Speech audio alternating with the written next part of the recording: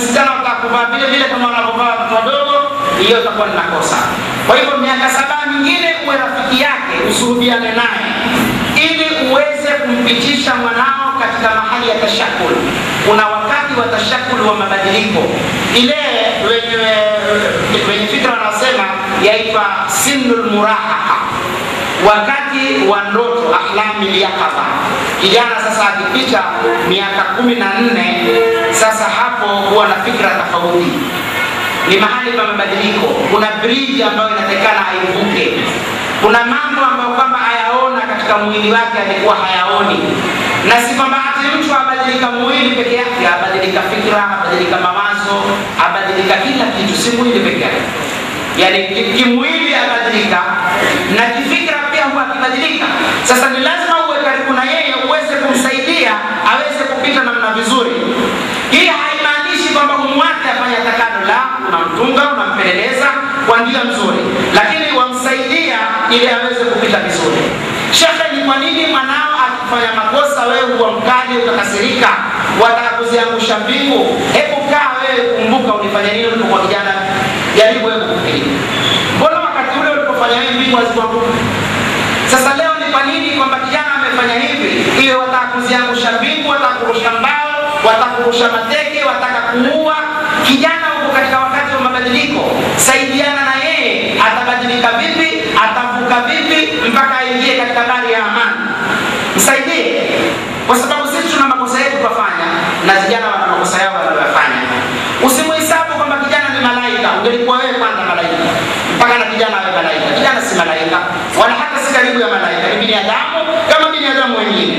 Kwa hivyo ni lazima, kuna mambo kadhaa nitayataja hapa kama fikra. Jambo la kwanza, sisi wenyewe kwanza mbele ya watoto wetu tusidhihiri kama maasumini, tukawa tunakuonyesha wana wetu kwamba sisi ni maasumini na sisi hatukosi kabisa.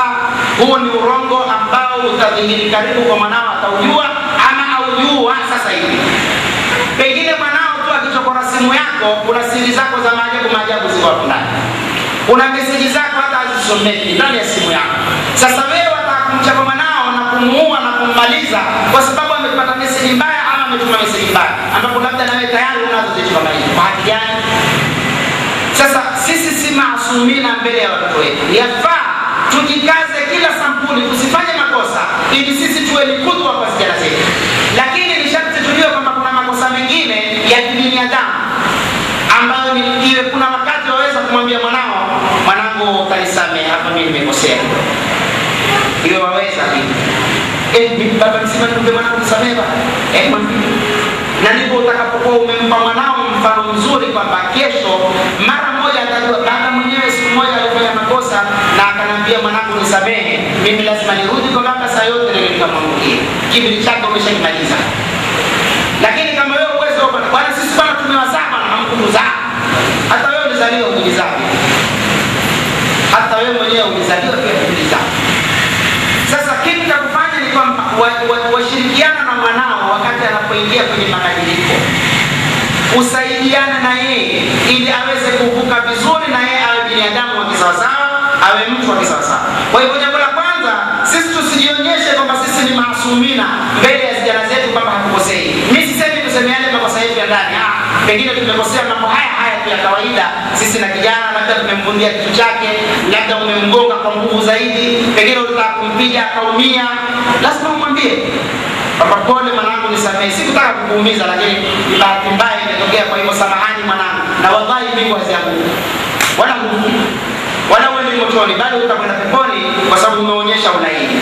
Jambo la pili ni kwamba isiwe mateso kumtesa kijana ndio hatua ya kwanza. Isiwe kwamba kijana ajua yeye ameshakosea, leo ni kanda tu. Maana kuna kanda maalum zimewekwa, hazivaliwi hizo huwekwa kwenye kabati kuanza lini na Uthmani. Siku akikosea tu waambiwa kabisa leo kanda ziko. Mbali na mboko nyingine, mbali na makofi. Sasa ni lazima tujue kwamba kutesa sio kosa la kwanza. Na kama tulivyotanguliza kutaja, mtume wetu Muhammad sallallahu alaihi wasallam ma daraba biyadihi shay'an qat, hakumpiga mtu hata paka kumpiga kwa mkono wake. Kwa hivyo shafaka kwanza ndio mtu muhimu, uonyeshe huruma kwake. kwamba wamsikitikia kwamba amekosea. Ikiwa hakuna budi ila apate adabu, atiwe adabu kwa kiasi fulani, lakini isiwe ndio jambo la kwanza. Jambo lingine ni kwamba anapokosea kijana, umfundishe, umpe taalimati, haya mambo hapo ulikosea. Kwa hivyo mara ya pili chunga usije ukakosea tena, usije ukafanya tena makosa kama haya.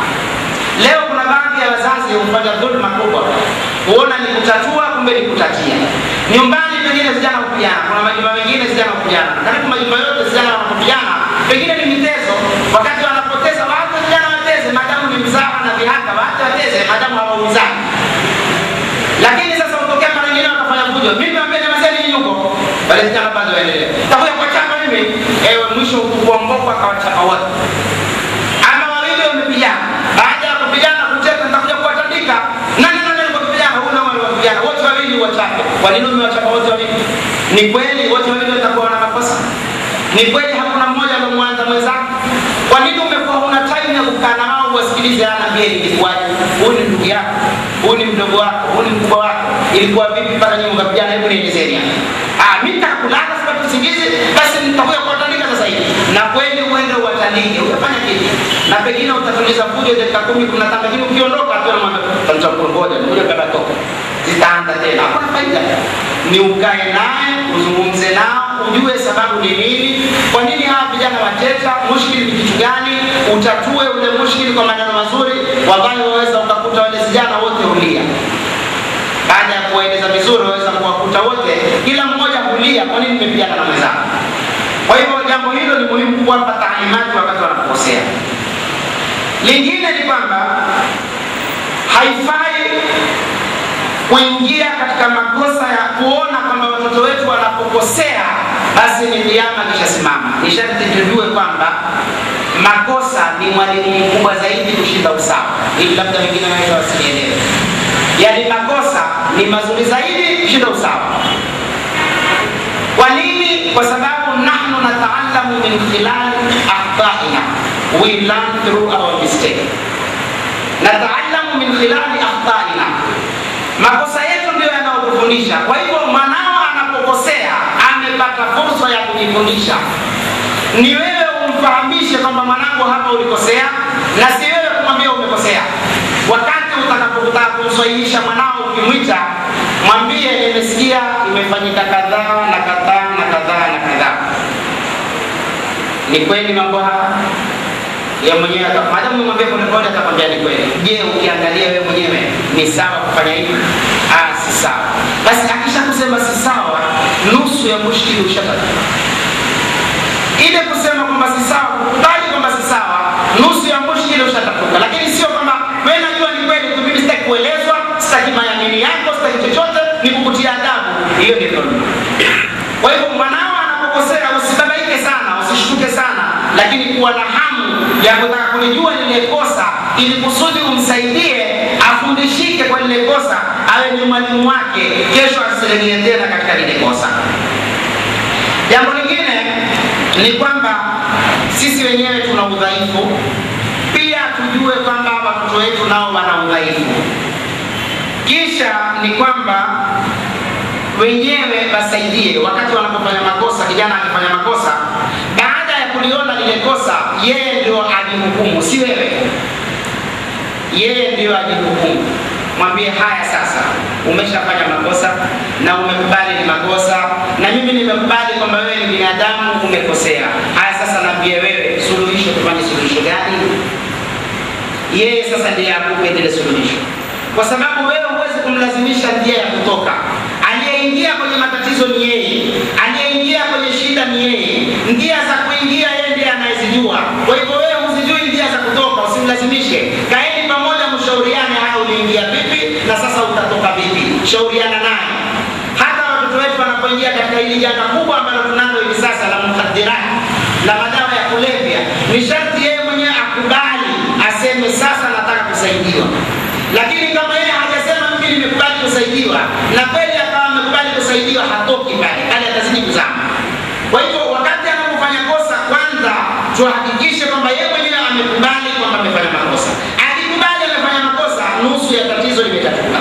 Bado nusu nyingine ni kukaa pamoja, kushauriana mpaka tuone tutatoka namna gani katika lile tatizo.